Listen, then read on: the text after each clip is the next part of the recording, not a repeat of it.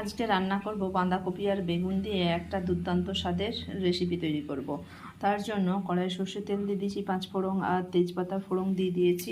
ওগুলো ভাজা হয়ে গেলে একটা বের মশলা করে রেখেছি, দিয়েছি টমেটো, আদা, রসুন, শুকনো লঙ্কা, কাঁচা লঙ্কা, সর্ষের তেল, ধনেপাতা, জিরে গুঁড়ো, ধনে গুঁড়ো, এগুলো দিয়ে একটা পেস্ট তৈরি করে নিয়েছি। এই পেস্টটা এবারে তেলের মধ্যে দিয়ে দিলাম।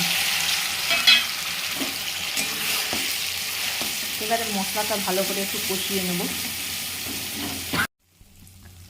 মশলার সাথে হলুদ আর কাশ্মীরি লঙ্কার গুঁড়ো দিয়েছিলাম, বলতে ভুলে গেছিলাম। মশলাটা কষানো হয়ে গেছে, মশলা থেকে তেল ছেড়ে দিয়েছে।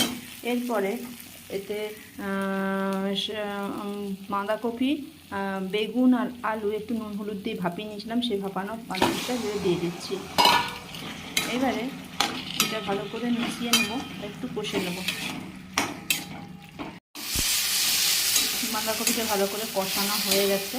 এরপরে সেদ্ধ করে রাখা জলটা একটু দিয়ে একটু ফুটিয়ে নেব।